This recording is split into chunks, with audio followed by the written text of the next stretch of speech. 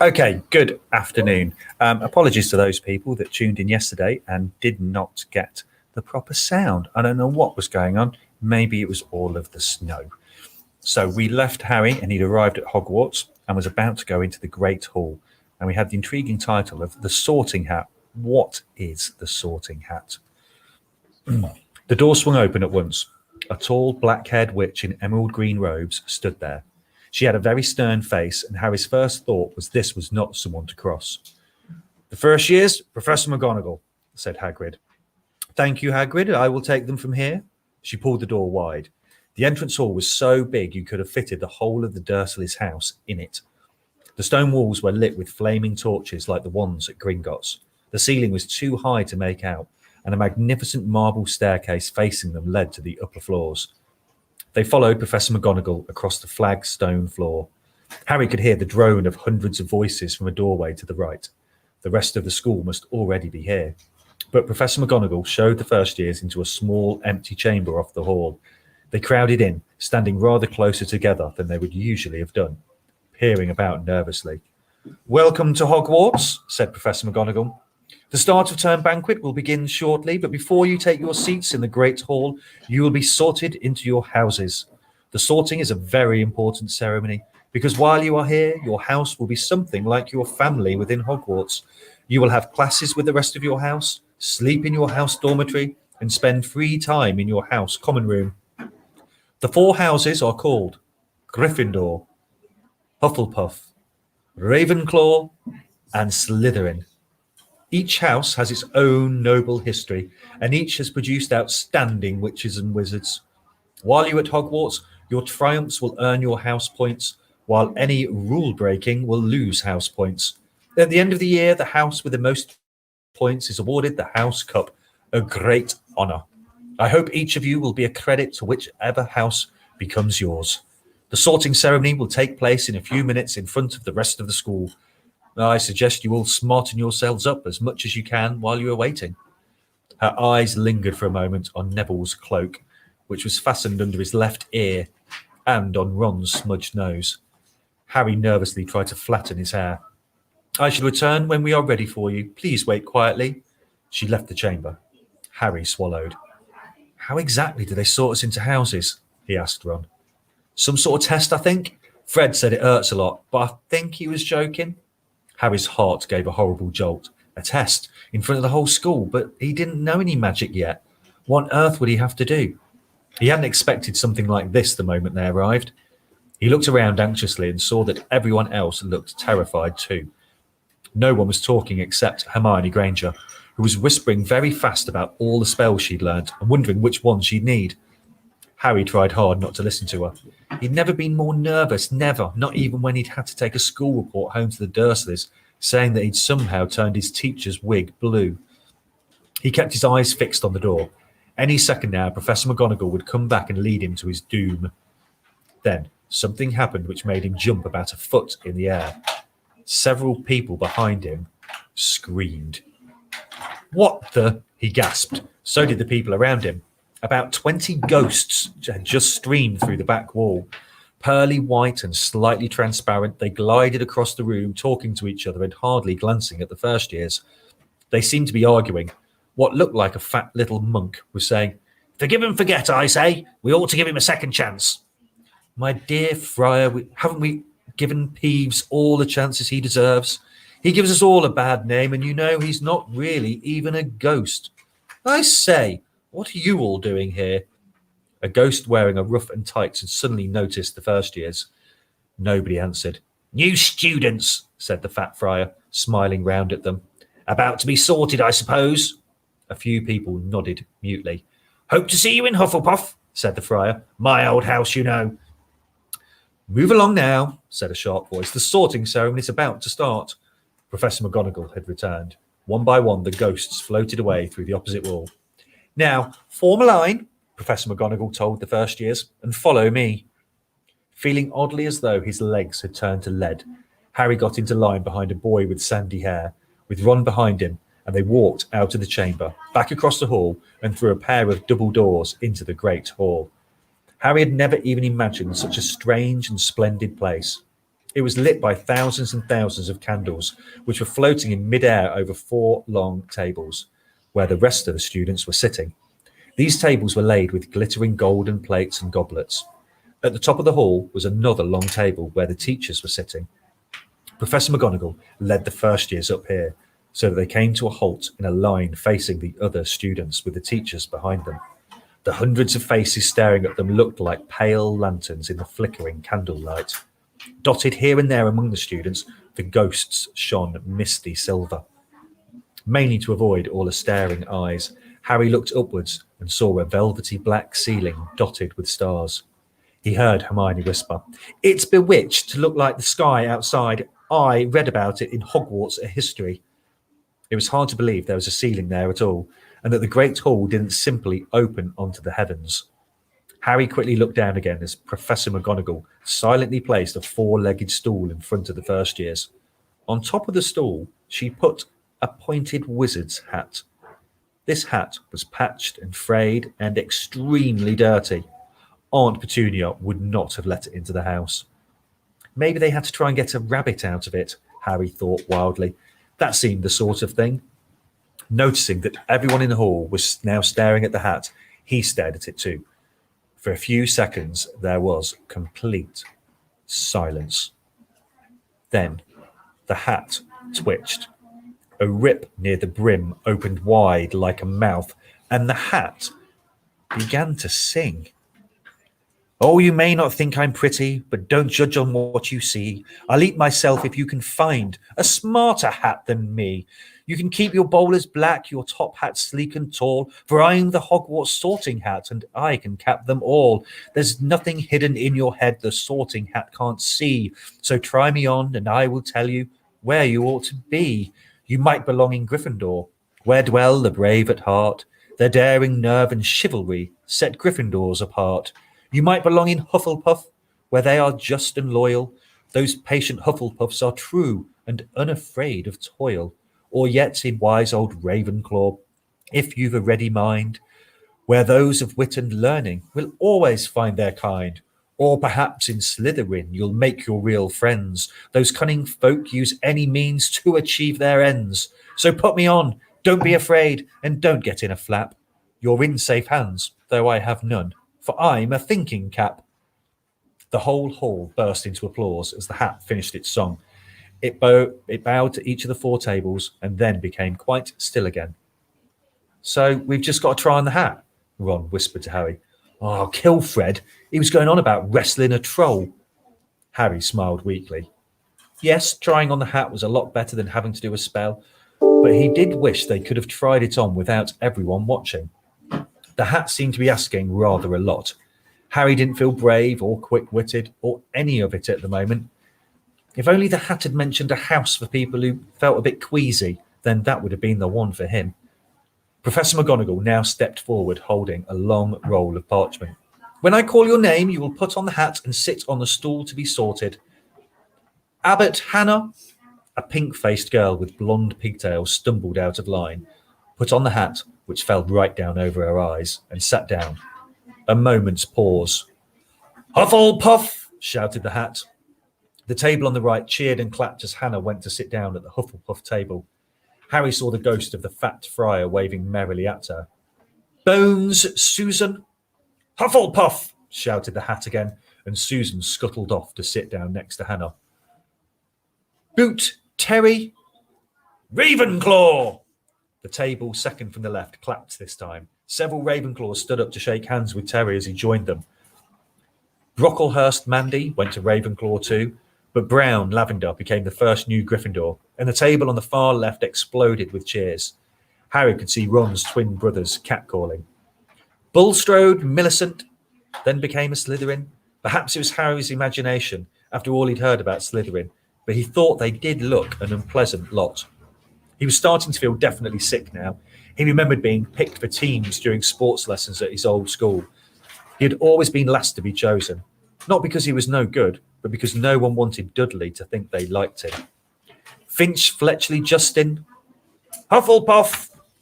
Sometimes, Harry noticed, the hat shouted out the house at once, but at others it took a little while to decide. Finnegan Seamus, the sandy-haired boy next to Harry in line, sat on the stool for almost a whole minute before the hat declared him a Gryffindor. Granger, Hermione. Hermione almost ran to the stool and jammed the hat eagerly on her head. Gryffindor! Shouted the hat. Ron groaned. A horrible thought struck Harry, as horrible thoughts always do when you're very nervous. What if he wasn't chosen at all?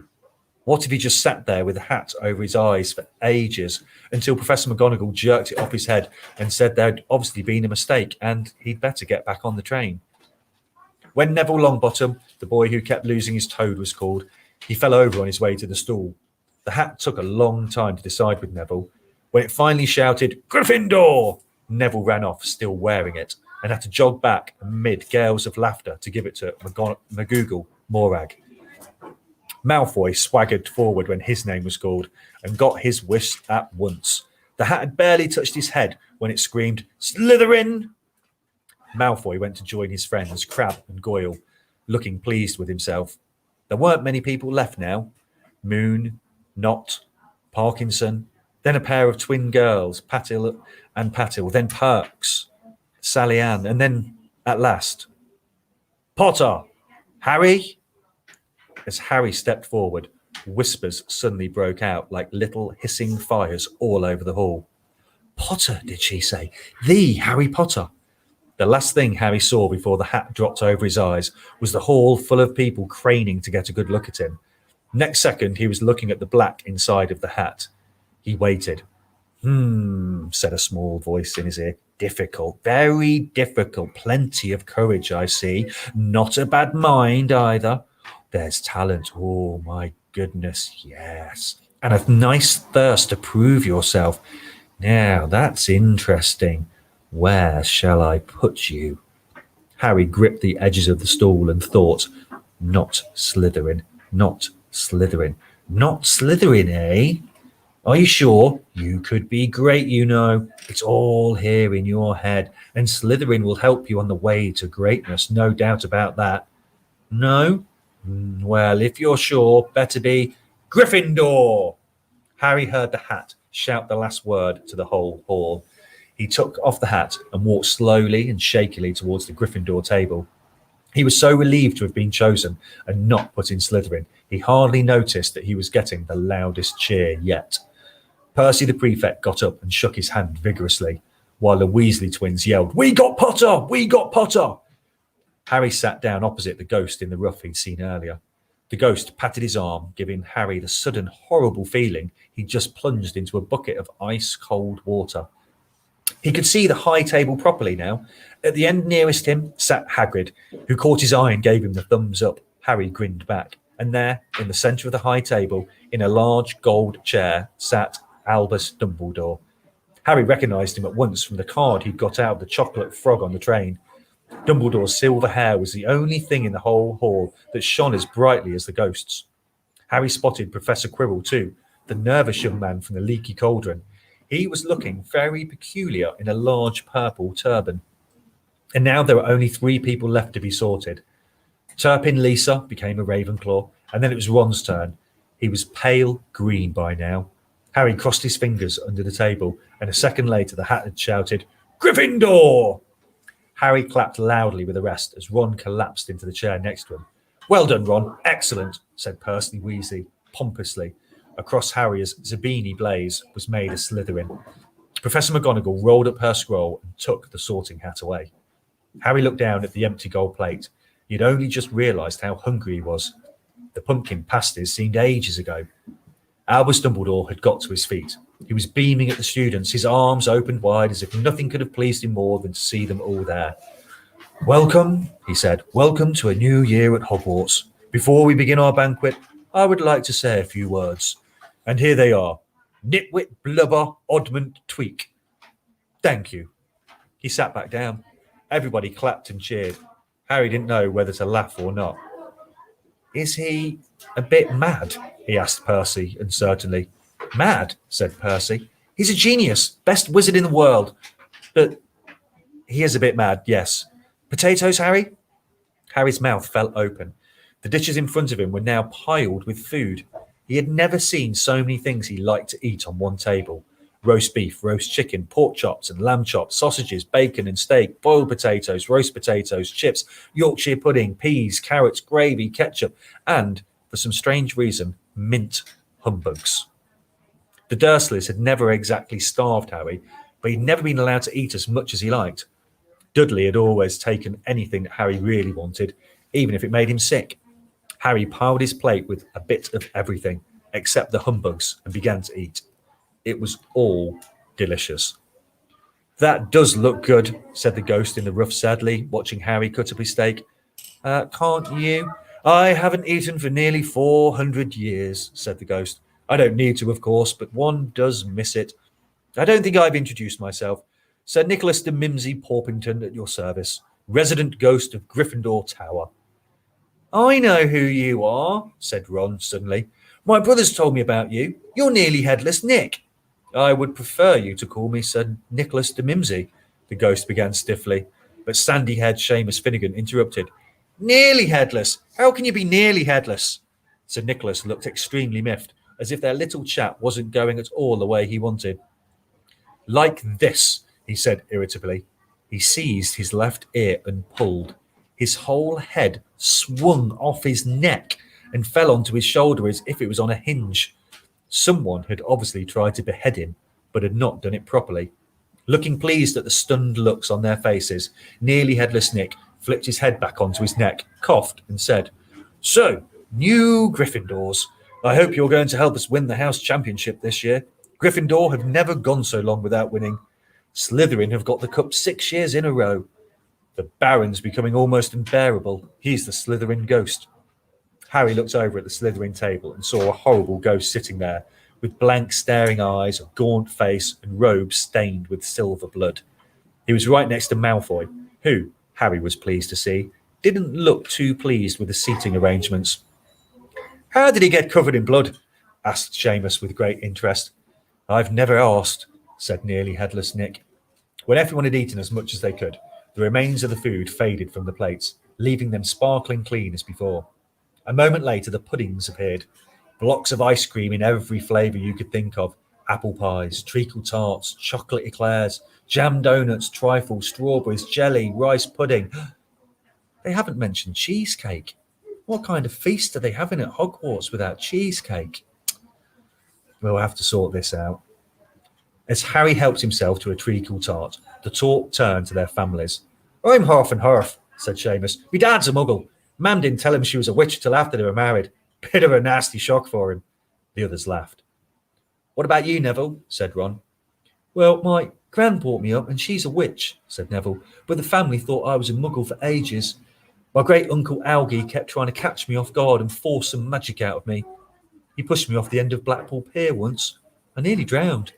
But nothing happened until I was 8. Great-uncle Algie came round for tea, and he was hanging me out of an upstairs window by the ankles when my great-auntie Enid offered him a meringue, and he accidentally let go. But I bounced all the way down the garden and into the road. They were all really pleased. Gran was crying, she was so happy, and you should have seen their faces when I got in here. They thought I might not be magic enough to come, you see. Great-uncle Algie was so pleased he bought me my toad. On Harry's other side, Percy Weasley and Hermione were talking about lessons. I do hope they start straight away. There's so much to learn. I'm particularly interested in transfiguration, turning something into something else. Of course, it's supposed to be very difficult. You'll be starting small, just turning matches into needles and that sort of thing. Harry, who was starting to feel warm and sleepy, looked up at the high table again. Hagrid was drinking deeply from his goblet. Professor McGonagall was talking to Professor Dumbledore. Professor Quirrell, in his absurd turban, was talking to a teacher with greasy black hair, a hooked nose, and sallow skin. It happened very suddenly.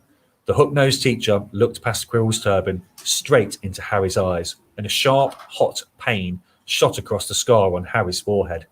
Ouch! Harry clapped a hand to his head. What is it? Asked Percy. Nothing. The pain had gone as quickly as it had come. Harder to shake off was the feeling Harry had gotten from the teacher's look. A feeling he didn't like at all. Why has Harry got this feeling from the teacher on the top table? We shall find out tomorrow and see what it's like as Harry settles into life and Gryffindor house at Hogwarts. Thank you very much for listening. Have a lovely end to your Tuesday. Toodle pip.